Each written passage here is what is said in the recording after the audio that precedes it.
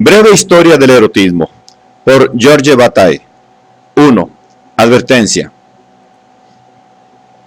No sería justo buscar en la obra de Bataille una coherencia sistemática que rechazó expresamente al afirmar el carácter fragmentario de lo que podemos llamar, en un sentido descriptivo, su obra.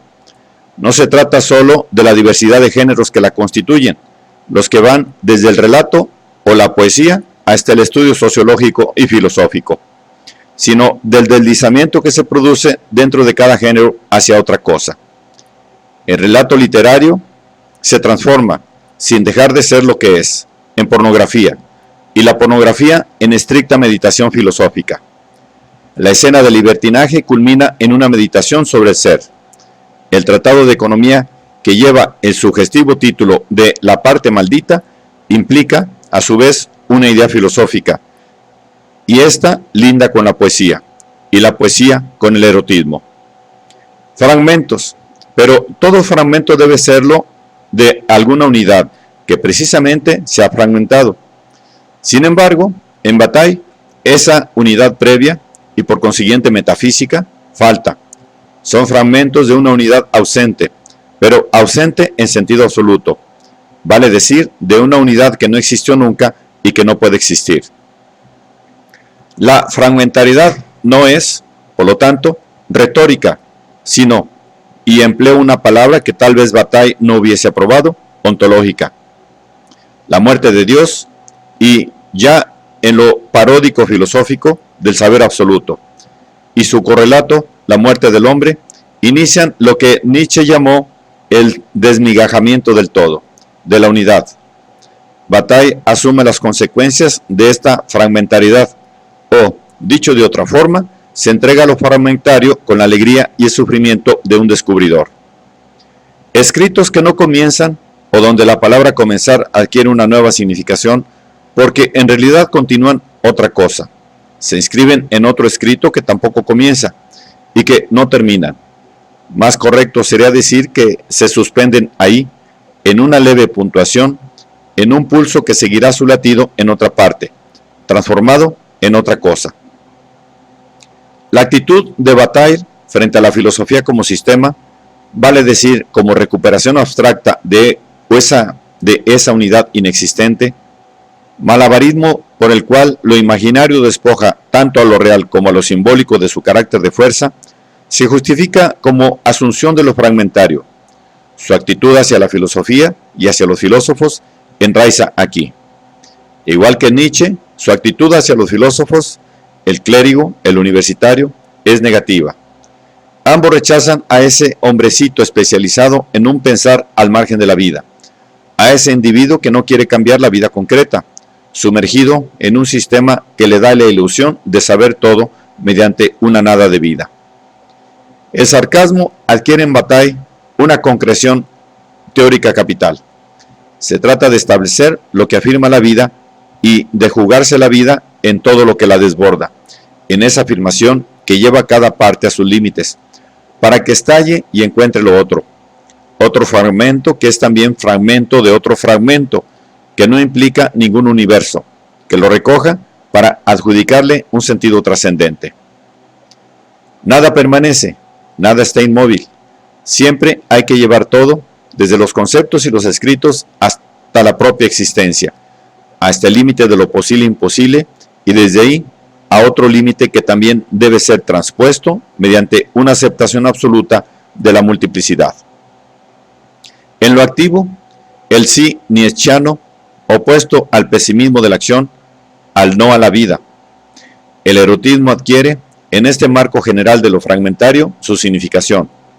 No es una idea accesoria en el pensamiento de Bataille, sino una de esas ideas fuerzas que inficiona, sin unirlos en un sistema, los otros conceptos también sueltos, hendidos por intensidades diferentes de fuerzas fragmentarias.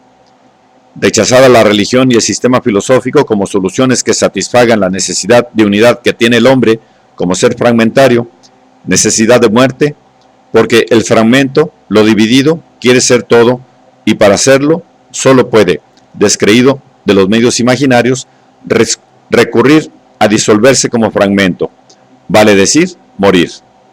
Quedan los actos materiales que se acercan a lo indeterminado. Pero solo se acercan porque llegar sería, nunca llega, extinguirse. No llegar como tal, y el hombre quiere llegar manteniéndose. Solo la religión, el sistema, le ofrecen ese llegar manteniéndose, esa muerte que es vida al mismo tiempo. Pero es un ofrecimiento imaginario, y la realidad solo le permite aproximaciones. El erotismo, la poesía. Necesidad y deseo de muerte, pero insatisfechos. Porque si adviene la muerte, se extingue el deseo. No hay deseo ni necesidad. Vale decir que la situación del hombre es de infinita e insuperable insatisfacción. Su condición de fragmento, de sinsentido, es absoluta.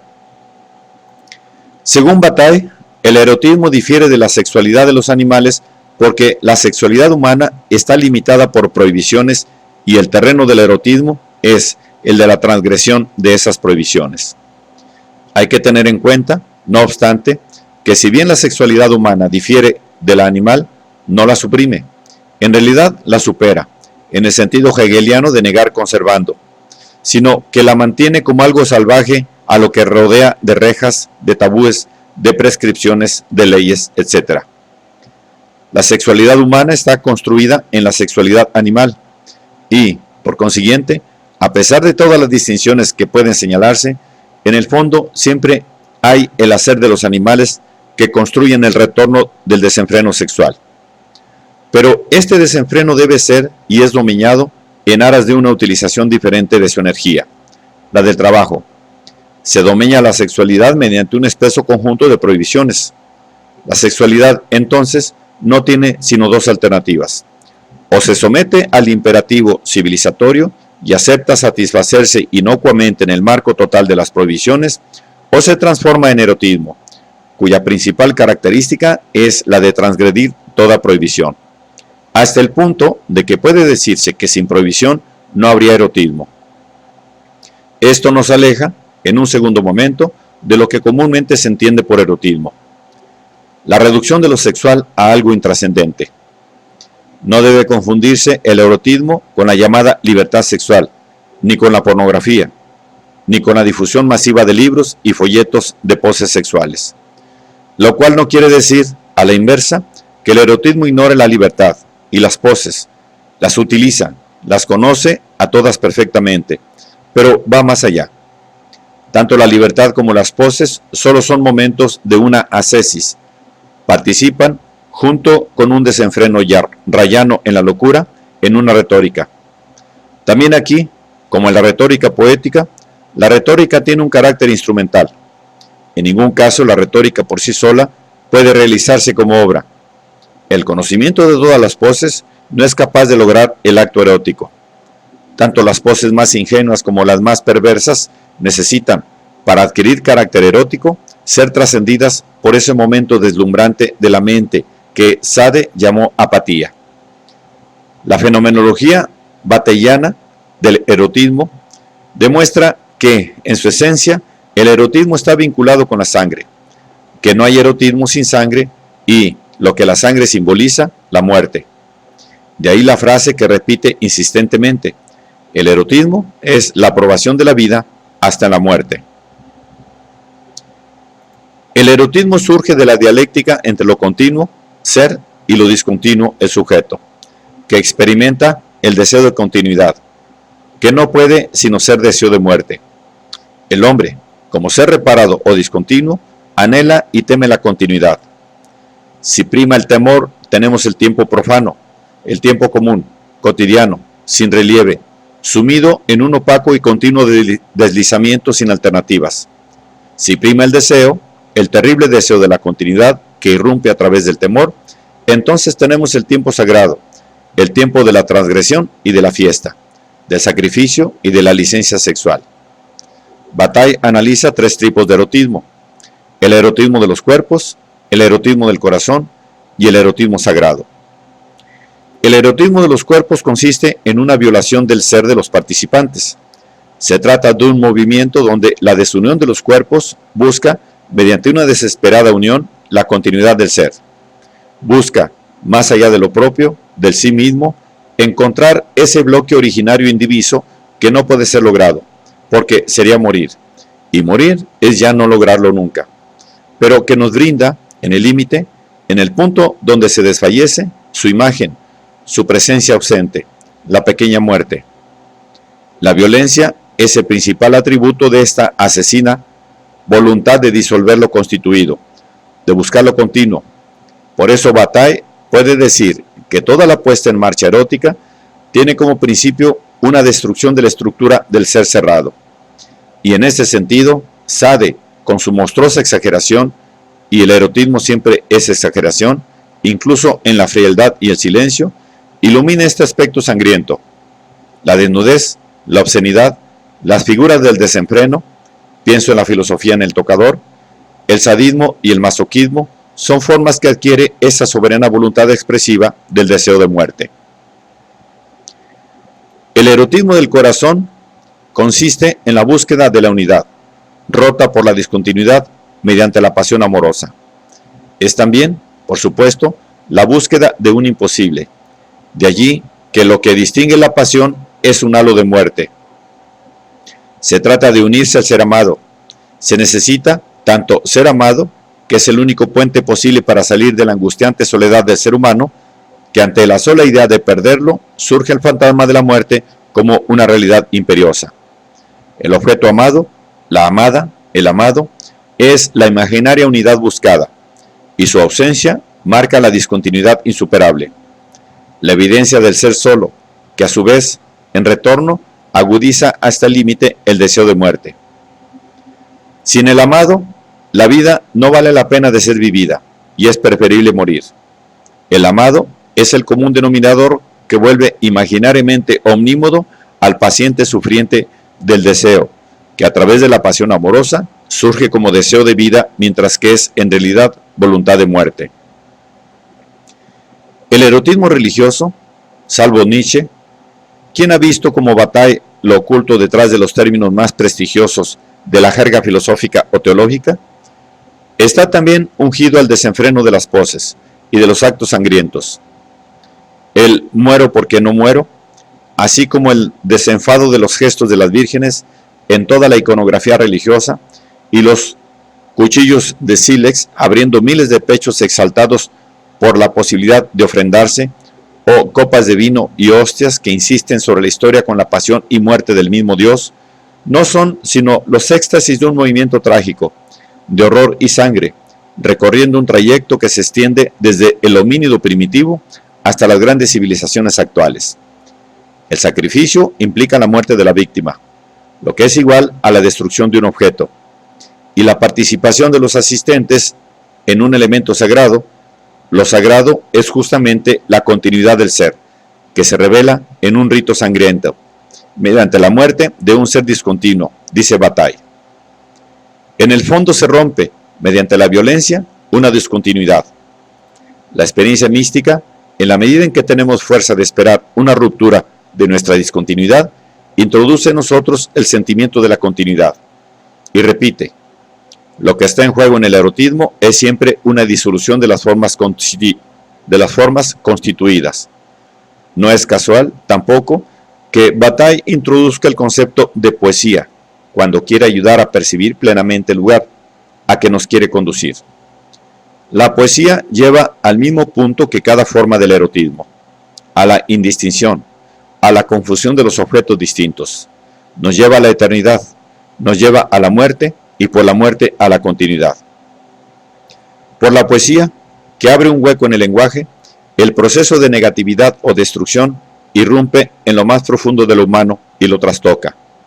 El mundo, con el hombre incluido, deja de ser lo que era para ser otra cosa, siempre lo otro de un sí inexistente, y en eso, como locura, la sangre del erotismo adquiere su verdadero esplendor, porque es el verdadero hombre y el verdadero deseo, el de mortalidad.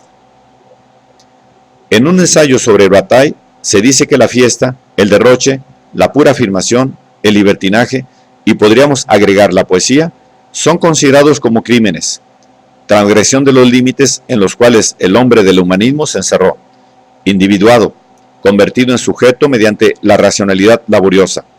Hegel y la conciencia, que es corolario de la prohibición.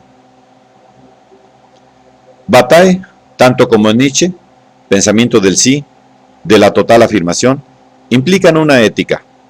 En el fondo, la idea del eterno retorno, que desde un punto de vista científico y ontológico se ha demostrado tal vez inconsistente, adquiere todo su valor cuando se le entiende como una coacción cósmica hacia el acto, hacia la creación del superhombre. Vive como si a cada uno de tus actos tuvieras que vivirlo eternamente. Ninguna moral ha encontrado un fundamento más exigente que este. El eterno retorno es, así, por una parte, la constricción imaginaria del acto moral. Eterno retorno de lo mismo. Quiere el instante, quiérelo a muerte. Atrévete a repetirlo porque lo aceptas en su eterna repetición.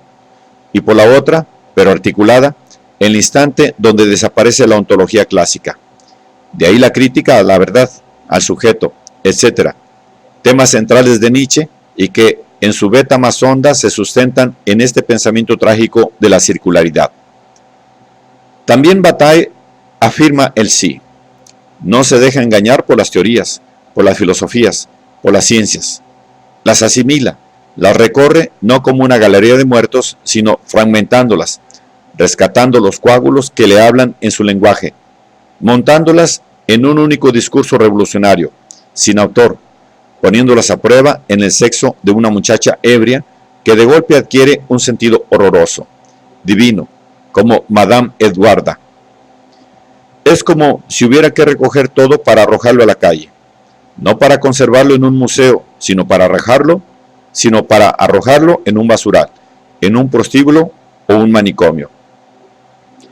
Una ética que se reserva, que no pretende volverse catecismo para adoctrinar a las masas, una ética sin masas, en el silencio, hecha sobre la base pura, insoslayable de la transgresión. Leer a Bataille implica, y esto lo señaló expresamente, una experiencia destinada a conmovernos, a convertirnos en agentes de una fuerza que, si bien es de una tétrica, sombría y extenuante tristeza, como dice Nietzsche, es la única fuerza del sí, de la alegría que quiere eternidad.